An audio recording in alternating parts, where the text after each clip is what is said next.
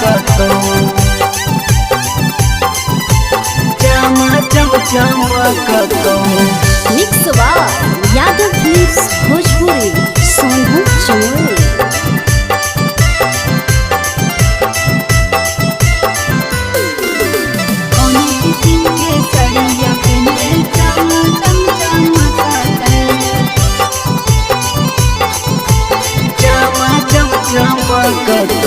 कोने रे फुलवा खोपा में खोसिए गम गम गमकते। कोने रे फुलवा खोपा में खोसिए गम गम गमकते। कोने किस्म के सड़िया पहनिए चम चम चमकते। कोने किस्म के सड़िया पहनिए चम चम चमकते। गुलाब फुलवा खोपा में खोसिया गम गम गमकतो। गुलाब फुलवा खोपा में खोसिया गम गम गमकतो। लाले किस्म के सड़िया पिनिया चम चम चमकतो। लाले किस्म के सड़िया पिनिया चम चम चमकतो चम चमकतो।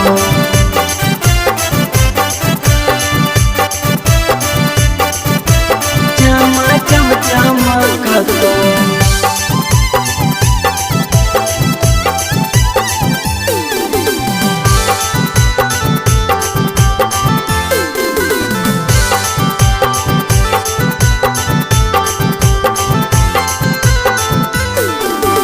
कोने डिजाइन के झुमका पहनिए कनमा मोरा शोभत।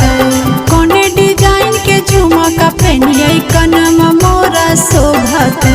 कोने किस्म के लाली लगइए ओठवा मोर चमकत। कोने किस्म के लाली लगइए ओठवा मोर चमकत।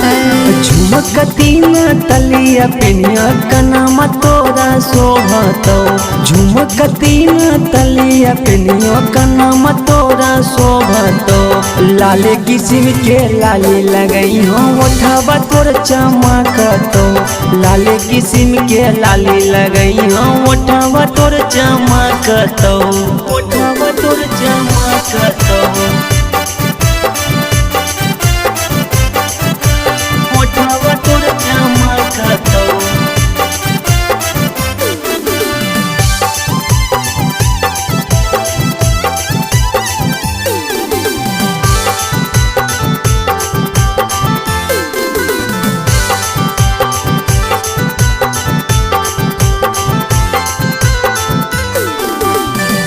रे पायल गोड़ा में पहनिए छन छन छनकते।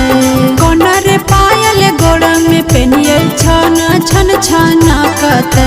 कोने किस्म के टिकुली साटिए चम चम चमकते। कोने किस्म के टिकुली साटिए चम चम चमकते। घुंघरू लागल पायल पहनिया छाना छन छनकतो। घुंघरू वाला पायल पहनिया छाना छन छनकतो। लाले किस्म के टिकुली साटिया चमा चम चमकतो। लाले किस्म के टिकुली साटिया चमा चम चमकतो।